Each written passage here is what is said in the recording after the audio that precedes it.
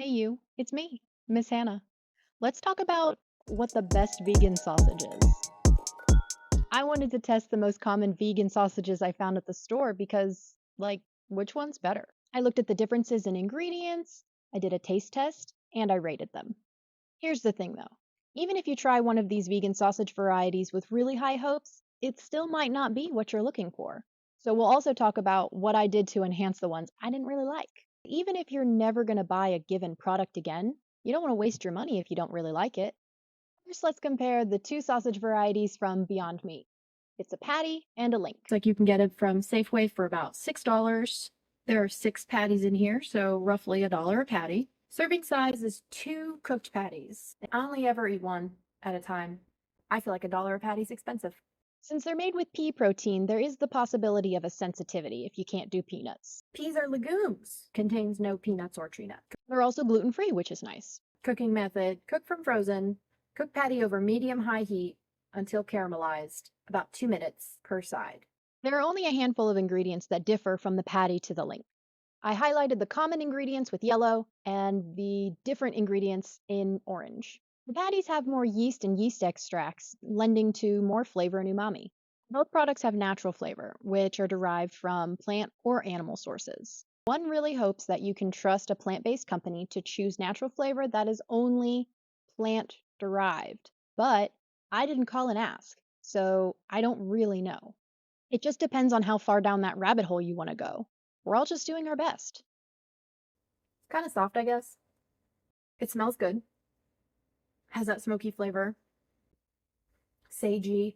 It definitely smells like sausage, like you might remember sausage. So there's a firmness to chewiness, but overall, it does kind of break apart in your mouth. But the flavor is good. I like it.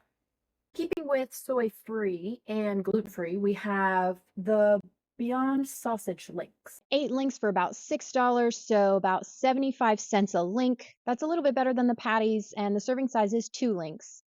I usually eat two at a time. Heat a large nonstick skillet over medium-low to medium heat. Add links and cook 6 to 7 minutes, turning frequently. Oh, purchase frozen, thaw in the refrigerator before cooking. It was still frozen. The links have a calcium alginate casing, and that's derived from algae. It gives them the sausage link shape. The links have more ingredients that provide fiber, like chicory root, psyllium husk, and pea fiber. Both products have rice protein, methylcellulose, and sunflower lectin as binders and emulsifiers. Basically, it's just going to hold it together. Both products have apple extract, pomegranate extract, vinegar, and lemon juice concentrate as preservatives and antioxidants. It's going to help prevent the spoilage of the product, extend the shelf life. So they don't have nitrates in them, which a lot of traditional sausages do. So we have the sausage, the link, the only link. I feel like the sausagey flavor is not as sausagey as the patties. The interior kind of breaks apart, but the pieces are still firm. And then you have this casing, which is necessary for the creation of the item. But like, I don't want it. The last soy-free option we have is Hilary's. Plant-based, gluten-free, soy-free, carn-free, nut-free, free from the top 12 allergens. So overall, this one is more inclusive than any of the other ones on this comparison. I immediately recognize all of the ingredients in here. I feel like I could attempt to make this on my own if I was really motivated. It's not as processed as the other ones on this list. There are no lab derived chemicals here like natural flavor. I found it listed at Whole Foods online for $3.39, so that's about 84 or 85 cents a patty. I got mine from New Seasons Market and they just didn't have them listed. Having said that, this one was the hardest to find on the list. I had never seen it before, and when I went to go find it again, I couldn't. 1 patty per serving. Cook frozen patty on medium heat for about 6 minutes on each side or until lightly brown. Heat 1 teaspoon of oil in a small saute pan. And you can tell, you can see the ingredients in there. You can see the millet and stuff. It doesn't taste like processed meat. That's the difference. It's a veggie patty trying to be a veggie sausage patty. It is not a veggie patty trying to be a meat patty. There's a huge difference. Very good though. So if you're looking for sausagey flavor, it's not this one. But if you want your tummy to not hurt, it's probably this one. Those are our soy-free options. If soy is not a problem for you, count your lucky stars. In the made from soy category, there is no shortage of sausage options. So we have Beyond Impossible. No. The Impossible sausage has a number of ingredients just like the Beyond. They have some common ingredients, but the main difference is that the Impossible sausage is soy based and they use a little bit of GMO. $6.99 for 7 servings. That makes almost $1 a serving, so we're on par with the Beyond patties for cost. There's so many more vegan options that are soy based because it's available.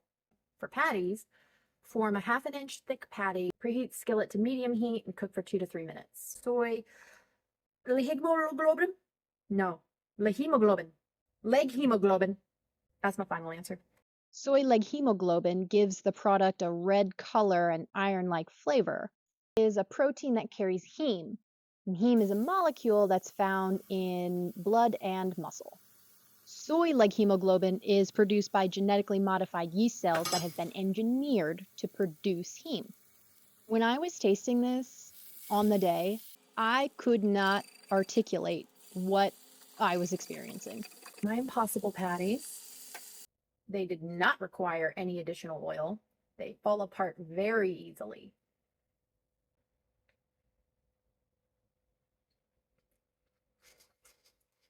Very sausagey. It has some sort of texture that's like dusty, like a light coating of chalk dust maybe, but the texture is also a smell.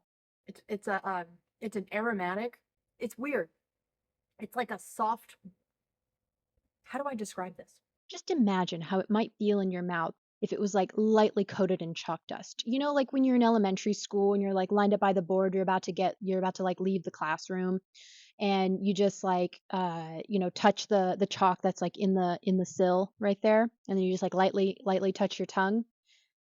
Yeah, no, me neither. That's just what I would imagine it would be like. It's quite greasy. It doesn't stay together. It's like salty, but not flavorful. It's missing seasoning. The texture had a chew to it, but it was kind of soft all around, just really broke apart in your mouth. See what we can do about putting it in something, maybe make it better. Now we have the Simple Truth meatless breakfast patties. Simple Truth gives you 8 patties for about $3.99, so we're looking at about 49 cents or so per patty. So that's a clear winner for cost, but it is made with soy. So these guys are the largest preformed sausage patty. When you put it on a piece of bread, it's going to get closer to the edge of your sandwich than all of the other patties that I have found. I think that is a notable element. If you have a sesame allergy, be aware that this does not highlight sesame as an allergen. The best method for cooking. In a non-stick frying pan over medium heat, saute a Simple Truth meatless breakfast patty in oil until caramelized on both sides, approximately 4 to 5 minutes, turning once. Let stand 2 minutes. In the beginning of my journey, I ate these all the time. They were the best sausage that I could find. They were flavorful, they were good texture. I never put oil in the pan before cooking it. It doesn't need it. These were the best. Ooh, firm. I didn't want to let go. But it's quite firm.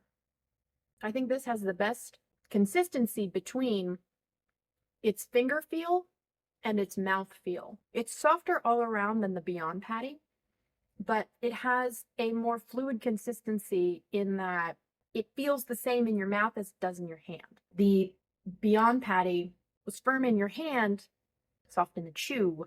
And this one, I mean, this stays together. This does not want to come apart, but that's soy for you, eh? Overall, the flavor, I think I've grown. It's okay, not as sausagey as I would like, but it's also not super salty either. Again, the flavor is like I can feel the heat from the spices in the back, but on the tongue, the flavors are kind of muted. They're not coming through. Let's see how I rated these. I did a rating system 1 through 10, and I looked at firmness and texture, flavor, and greasiness. And then at the end of the day, would I buy it again? The Beyond patties, yeah, hands down, these were the ones that were my favorite for the whole thing. Their texture's a little soft, but it's okay. I would eat them by themselves, which is, I think, a really strong element to how good they are. For the price, it's a little on the steep side at almost $1 a patty. And they want you to eat two of them at the same time, so that way you can buy more, obviously. They're very easy to come by, too. The links, not my favorite, but I'm not a huge sausage link person, so I'm not going to buy them again. I did end up eating the links with some pancakes and syrup, and that was pretty good. A Hilary spicy sausage. Okay, so overall, it was pretty good. I think the Hilary sausage is kind of in a league of their own because they're not meaty. They're the least processed out of all of them. You can see the ingredients in it. They were pretty good, but they were really hard to find, and I think I can make them myself. So personally, I wouldn't buy them again, probably, unless they were available and not that much money. The Impossible sausage, nah. I ended up making some cabbage rolls with it. I increased the seasoning. I used my sausage seasoning that I make, and that did not help. No amount of seasoning is hiding that texture. And the aromatic lowered a bit, but it was still there. I was not a fan. They Those grounds are not for me. Simple Truth meatless breakfast patties. Yeah, I would buy those again, but no, I'm not gonna because they have soy in them. But overall, they were good. Even though I felt like their flavor was a little bit light, they hold their own in a sandwich for sure. We know that processed foods are not as good for us as whole foods, but that doesn't mean you can't have some processed goodness in your life. It just means you have to be aware of your own balance. And I've noticed something too about vegan products that are mimicking something that we already have a basis for, like meat or dairy. They are typically much better when they're in their own element. So when you try it straight out of the package, you're like, nah, this is not for me. Hold on to that, put it in the dish, and then make your judgments. All of these products have their own merit, if nothing else than just being another plant based option available in the world. Even with animal meat, most experts say that you should fill up your plate with more veggies than meat. So then enter the question, is vegan meat better for you than animal meat? I want there to be an easy answer for that.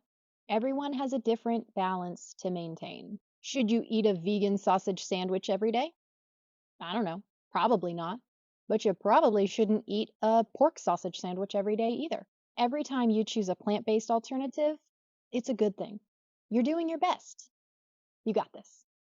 Bye for now. Let me know which vegan sausage variety you prefer. Don't forget to check out the sausage seasoning either, because you don't need to have processed meat if you have sausage seasoning. Just kidding. I'm not going to use that.